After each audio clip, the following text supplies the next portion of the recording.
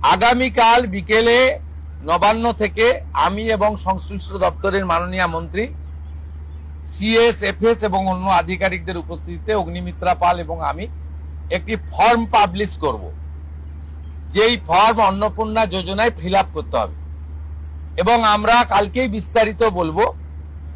কারণ এনরোলমেন্ট যখন যত তাড়াতাড়ি করবেন তত বেনিফিট আমরা দিতে পারবো। আমাদের অন্নপূর্ণা যোজনার প্রক্রিয়াটা শুরু হয়ে যাবে কাল থেকে।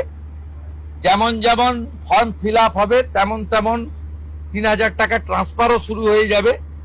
আর যতক্ষণ না ৩,০০০ টাকা ট্রান্সফার হচ্ছে, স্বাস্থ্যসাথী যেমন কন্টিনিউ রাখা হয়েছে আয়ুষ্মান ভারত কনভার্ট না হওয়া পর্যন্ত, এখানে আপনার লক্ষ্মী ভান্ডারকেও কন্টিনিউ করা হবে।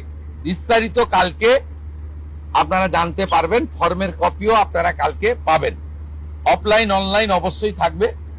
শুধু পাবলিকের উপরে ছেড়ে দেওয়া হবে না, বিধায়করা নিজ উদ্যোগে ফর্ম ফিল আপ করাবেন এবং সরকারও বিডিওদের নেতৃত্বে প্রত্যেক বাড়িতে বাড়িতে ফর্ম ফিল আপের জন্য সহযোগিতা করার জন্য লোক পাবেন। এবং মাথায় রাখতে হবে, ভারতীয়রাই কেবলমাত্র এই সুযোগ পাবেন, অভারতীয়রাই সুযোগ পাবেন না। ভারতবর্ষের সরকারের টাকা বাংলাদেশ থেকে আসা অবৈধ অনুপ্রবেশকারীদের দেওয়ার জন্য নয়, এটা খুব ক্রিস্টাল ক্লিয়ার।